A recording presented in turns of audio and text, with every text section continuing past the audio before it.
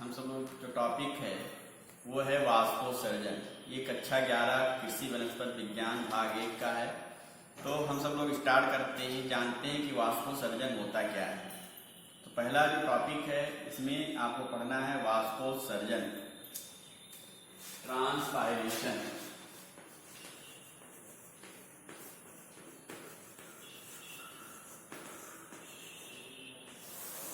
वाष्पोत्सर्जन इंग्लिश में क्या कहते हैं? ट्रांसपायरेशन।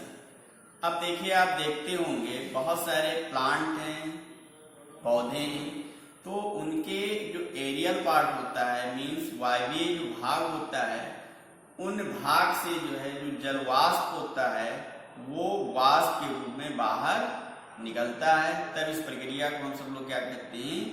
वाष्पोत्सर्जन कहते हैं।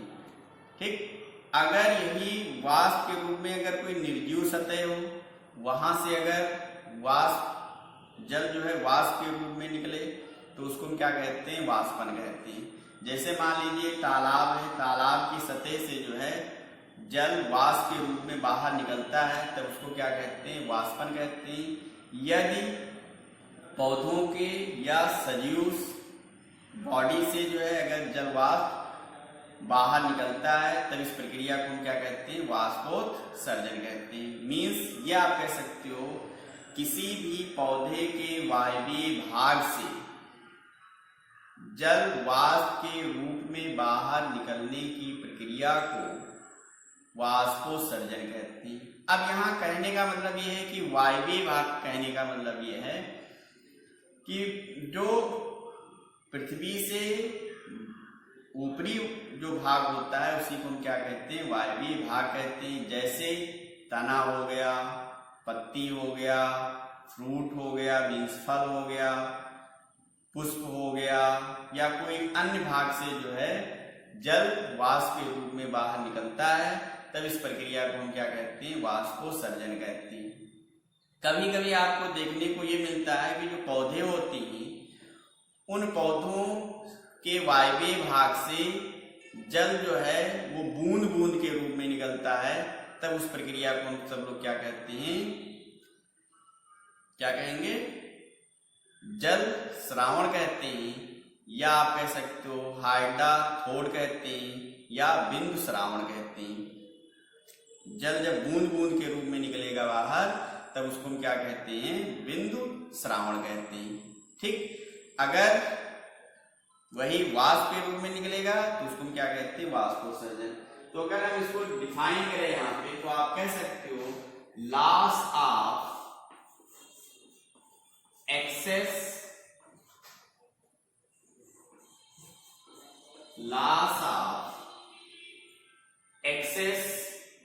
वाटर किस रूप में? In form of vapour from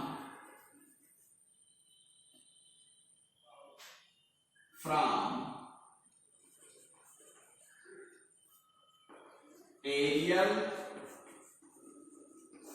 part of plant. तो जो डिफिनेशन हुआ, कहने का मतलब ये हुआ, एक्सेस का मतलब अधिकतम जल, ठीक है, किस रूप में निकलेगा? वाष्प के रूप में निकलता है। कहां से निकलेगा? वायवीय पौधों के वायवीय भाग से, तब इसको हम क्या कहते हैं? वाष्पोत्सर्जन कहते हैं। फिर हमने कहा कि एक होता है वाष्पन। तो वाष्पन कहने का मतलब अगर कोई नॉन लिविंग सरफेस से, मान लीजिए आप देखते होंगे भगोने में जब आप पानी गर्म करते हो तो वहां से वाष्प किस रूप में निकलता है? वो भी तो जो है जल किस रूप में निकलेगा?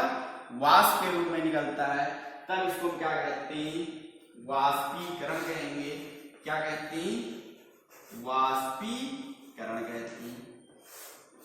ठीक, अब देखते हैं बहुत सारे पौधे हैं, उन पौधों से जो है जो वाटर होता है वो अगर बूंद बूंद के रूप में निकलता है, अगर जो वाटर है वो किस रूप में निकलेगा?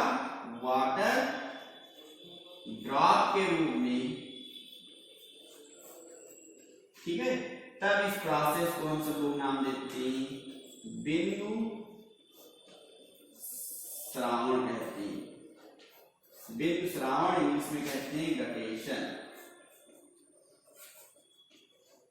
क्या नाम देंगे? गटेशन कहते हैं। अब मान लीजिए ऐसे भी प्लांट है कि अगर उनको हम काटते हैं, कोई ब्रांच है, शाखा है, उस शाखा को हम सब लोग काट देते हैं। काटने पर भी जो है पानी रस के रूप में ऐसे बाहर निकलता है, तब इसको हम क्या कहते हैं? रस श्रावण कहते हैं। रस श्रावण कहेंगे, ठीक। या इंग्लिश में क्या कहते हैं? ब्लीडिंग कहते हैं। क्या कहेंगे? ब्लीडिंग कहते हैं। तो अगर पौधों के वायवीय भाग से वाटर जो है वाष्प के रूप में निकलेगा तो उसको क्या कहते हैं? वाष्पोत्सर्जन कहेंगे।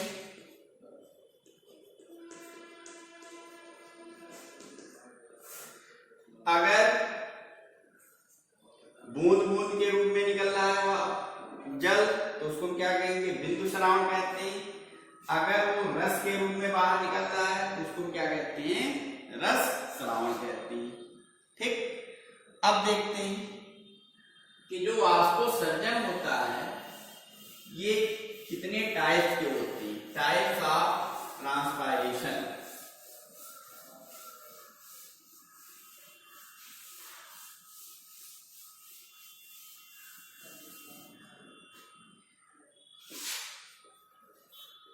Types of transpiration.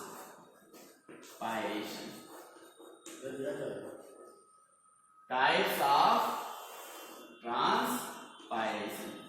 तो 3 टाइप्स के ट्रांसपायरेशन होते हैं। पहला है स्टोमेटल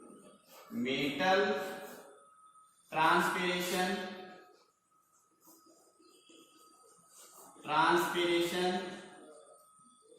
दूसरा है क्यूटिकुलर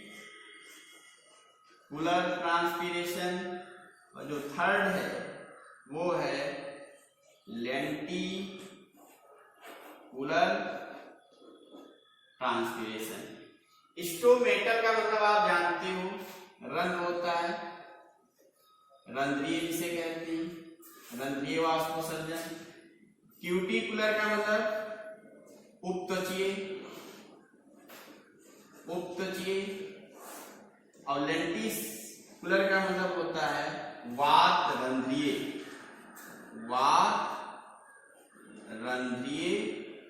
वाष्पोत्सर्जन होता है। मतलब वाष्पोत्सर्जन जहां से होता है, जिस पार्ट से होता है, उसी के आधार पर इसका नामकरण हो गया है। अगर रंध्र के द्वारा होगा तो उसको क्या कहेंगे? स्टोमेटल ट्रांसपिरेशन कहेंगे। अगर क्यूटिकल के द्वारा हो रहा है तो उसको क्या कहेंगे? क्यूटिकुलर ट्रांसपिरेशन कहेंगे। यदि लेंटिसेल से होता है तो उसको क्या कहेंगे? रंध्रीय वाष्पोत्सर्जन कहते हैं। तो इस टाइप का जो वाष्पोत्सर्जन होता है किसके थ्रू होगा? थ्रू स्टोमेटा के द्वारा होगा तो उसको हम क्या कहेंगे? रंध्रीय। यहां किसके द्वारा हो रहा है? क्यूटिकल के द्वारा हो रहा है। यहां वाले देखिए किसके द्वारा हो रहा है? वो हो रहा है लेंटिसेल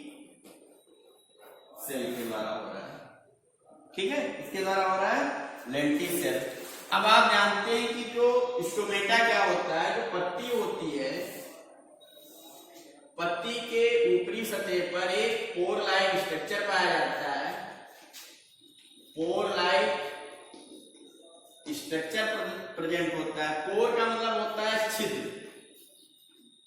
छिद्र के समान जो है संरचना उपस्थित होती है। इसी को हम सब लोग क्या कहते हैं? स्टोमेटा कहते हैं। क्या बोलेंगे? स्टोमेटा कहते हैं। अब जब हम इसका सेक्शन काटते हैं तो देखते हैं कि सबसे बाहरी जो परत होती है उसको हम सब लोग नाम देते हैं एपिडर्मिस कहते हैं। क्या कहते हैं, एपिडर्मिस कहेंगे। और उस सतह ऊपरी सतह मोमीय परत पाई जाती है, उसको क्या कहते हैं, क्यूटिकल कहते हैं। क्या कहेंगे, क्यूटिकल कहेंगे। और जो कास्ट होती है, हुड होता है, सेकेंडरी ग्रोथ जिनमें होती है, बाहर की ओर एक जो है पोर प्रेजेंट होगा, ठीक है, उसको हम क्या कहते हैं, लेंटिसेल कहते हैं। तो यहाँ पर देखिए स्टोमेटा के द्वारा अगर जल वाष्प के रूप में निकल रहा है, स्टोमेटल ट्रांसपिरेशन, क्यूटिकल के द्वारा ऐसे निकल रहा है, क्यूटिकुलर ट्रांसपिरेशन, लेंटिसेल के द्वारा हो रहा है, लेंटिकुलर ट्रांसपिरेशन, ठीक है। तो ये हो गया हमारा 3 टाइप्स का ट्रांसपायरेशन। अब यहाँ पे हम देखते हैं मैक्सिमम ट्रांसपिरेशन किसके द्वारा होता है, तो आप कहेंगे स्टोमेटा के द्वारा होगा। अगर पूछा जाता है कि सबसे अधिक वाष्पोत्सर्जन की जो क्रिया होती है वो किसके द्वारा होता है, रंध्र के द्वारा होता है, इसलिए इसको हम क्या कहेंगे, सबसे ज्यादा अगर पूछता है तो आप नाम लेंगे स्टोमेटल ट्रांसपिरेशन, ठीक। अब यहाँ पे क्वेश्चन ऑब्जेक्टिव टाइप में भी पूछा जाता है कि वाष्पोत्सर्जन किसके द्वारा होता है। पहला ऑप्शन दिया उन्होंने रंध्रीय द्वारा, दूसरा उपत्वचीय द्वारा, तीसरा वादरंध्रीय द्वारा, और जो चौथा ऑप्शन है इनमें से सभी। तो आप ऑप्शन किसको चूज करेंगे, थर्ड वाले को कि फर्स्ट वाले को कि सेकंड, या इनमें से सभी। तो बहुत सारे बच्चे जो लगाते हैं ठीक वो है रंध्रीय पे लगा देते हैं, उनका एक क्वेश्चन जो होता है वो रॉन्ग हो जाता है, सॉरी जो आंसर होता है वो रॉन्ग हो जाता है। इसलिए यहाँ पर देखिए सभी के द्वारा होता है, तो आप जो फोर्थ ऑप्शन है उस पर टिक लगाएंगे, इनमें से सभी, ठीक। अब हम सब लोग पढ़ेंगे स्टोमेटा के बारे में। डिटेल यहाँ पे दिया गया है, रंध्र के बारे में आपको पढ़ना है, आपके सिलेबस में है।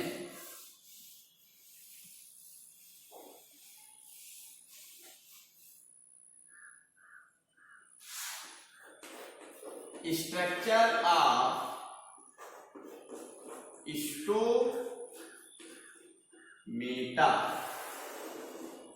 रंध्र की संरचना। तो हमने आपसे कहा कि जो लीफ होती है उसकी एपिडर्मिस सतह पर पोर लाइक या छोटे छोटे छिद्र पाए जाते हैं, उस छिद्र को हम सब लोग क्या कहते हैं, स्टोमेटा कहते हैं, ठीक। अब जो स्टोमेटा होता है, देखिए जो स्टोमेटा है इसका हमको स्ट्रक्चर पढ़ना है। तो स्टोमेटा जो होती हैं उनमें एक होता है आपका गार्ड सेल, दूसरा होता है पोर, ठीक है।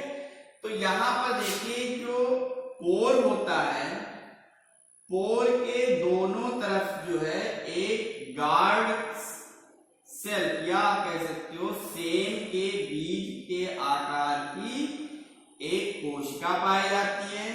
किसके आकार की, सेम के बीज के जैसा, बीन लाइक, या जो है सेम के बीज के समान, या किडनी से भी कह सकते हो,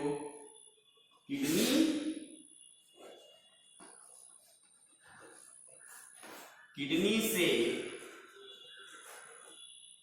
स्ट्रक्चर होता है।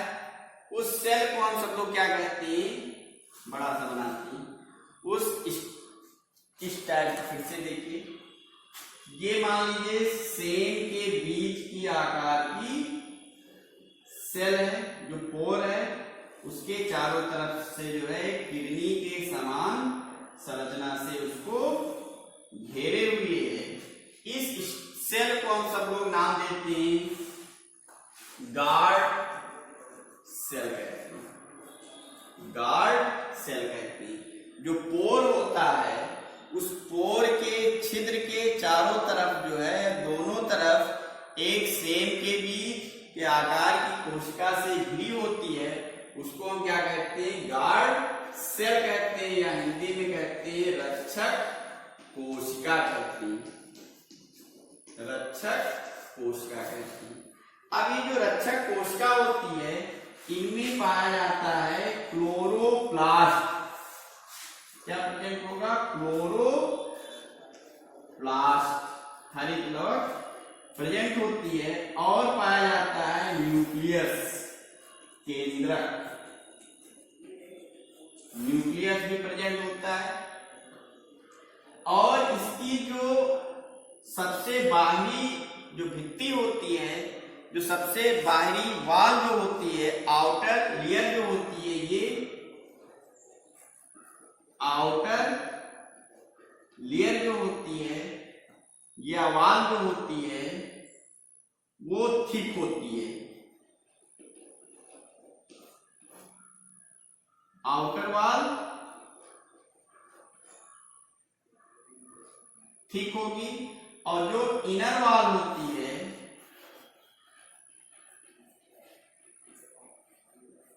इनर वाल जो होती है वो थिन होती है। कहने का मतलब जो गार्ड सेल होती है, गार्ड सेल का जो सबसे बाहरी वाल होगी वो कैसी होती है? मोटी होती है। और जो इनर वाल होती है वो थिन होती है। ठीक है।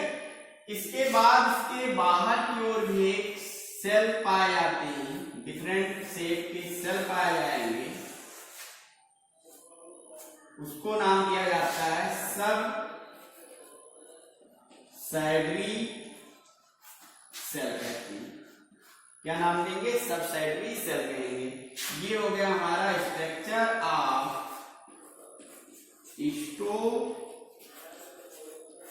स्टोमेटा, स्ट्रक्चर ऑफ रंध्र की संरचना।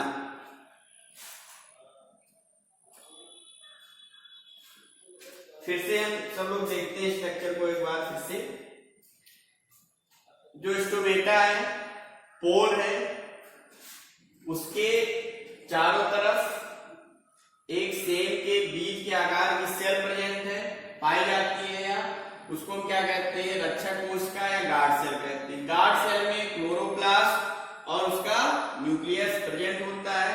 इसकी गार्ड सेल की जो बाहरी भित्ति होती है वो मोटी होती है, अंदर की जो भित्ति होती है वो पतली होती है। गार्ड सेल के चारों ओर जो है पैरेन्काइमा सेल से बने हुए एक अनियमित आकार की सेल पाई जाती है, उसको हम क्या कहते हैं? सब सैडरी सेल कहते हैं। इसका एक और नाम होता है, वो नाम देते हैं एसेसरी सेल, एसेसरी सेल कहते हैं। ठीक, तो ये हमारा स्ट्रक्चर रंध्र का कंप्लीट हो गया। इसको आप कॉपी पे भी ड्रा कर लीजिएगा।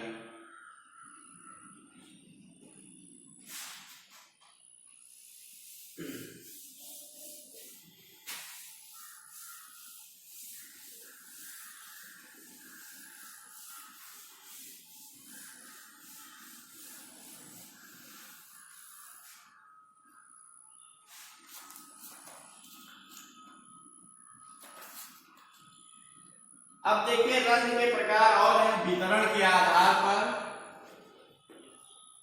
डिस्ट्रीब्यूशन मीन्स वितरण, वितरण के आधार पर भी रंध्र कई टाइप्स के होते हैं। जैसे इसमें दिया गया पहला पोटैटो टाइप, पहला है पोटैटो टाइप।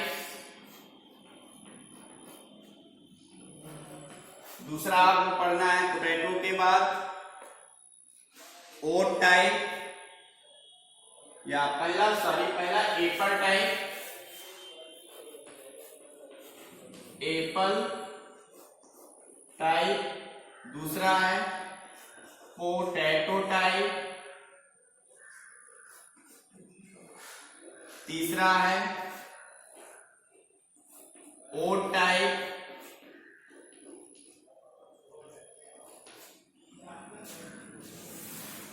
इसके बाद में है वाटर। चौथा है वाटर लिली टाइप। और फिफ्थ दिया गया है पोटेमोजेटान, पोटोमेजेटॉन,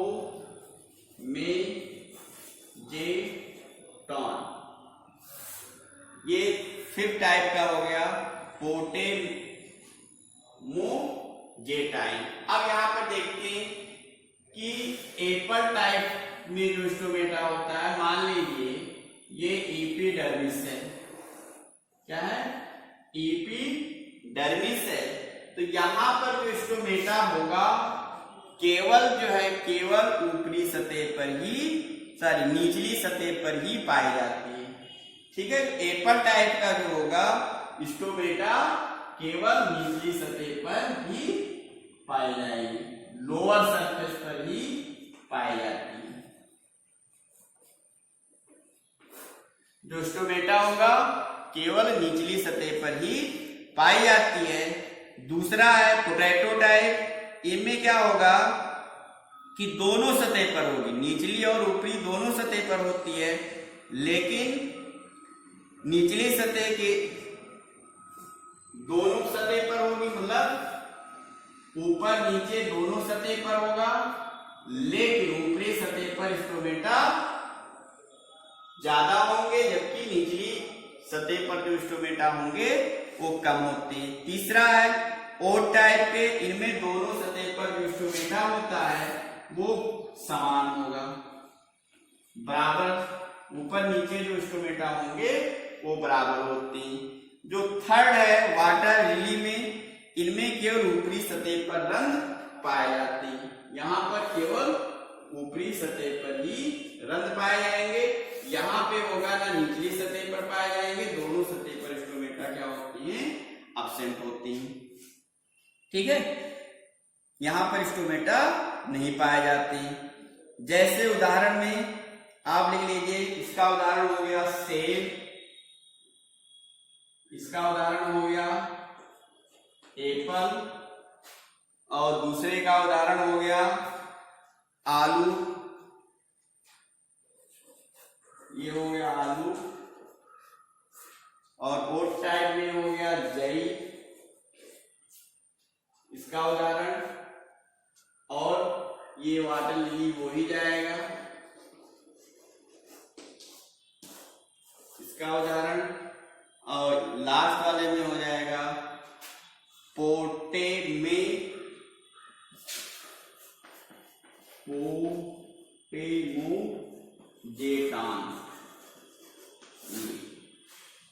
ठीक है, तो वितरण के आधार पर स्टोमेटा जो है 5 टाइप के होते हैं। एप्पल टाइप, जब रंग केवल निचली सतह पे पाए जाएंगे तो उसको क्या कहेंगे, एप्पल टाइप का कहेंगे। अगर दोनों सतह पर होंगे लेकिन ऊपरी सतह पर ज्यादा तो पोटैटो टाइप कहेंगे। अगर दोनों सतह पर ऊपरी और निचली सतह पर पत्ती के बराबर स्टोमेटा होंगे तो उसको क्या कहेंगे, ओट टाइप। अगर केवल ऊपरी सतह पर पाए जाएंगे तो क्या कहेंगे, वाटर लिली कहेंगे। अगर स्टोमेटा एब्सेंट होगा तो उसको क्या कहेंगे, पोटोमेजेटान्स कह देते हैं टाइप। तो ये हो गया हमारा वितरण के आधार पर रंग, ये हो गया हमारा कंप्लीट हो गया। अब हम सब लोग इसके बाद में जो पढ़ेंगे नेक्स्ट टॉपिक वो है रंध्रों की खुलने तथा बंद होने की प्रक्रिया, कि स्टोमेटा कैसे ओपन होते हैं, कैसे बंद होते हैं, इसके बारे में हम सब लोग पढ़ेंगे। ठीक है, अब यहां पर ये फिगर वगैरह जो इसमें दिया गया है उसको आप ड्रा कर लीजिए। ठीक है, ओके, धन्यवाद।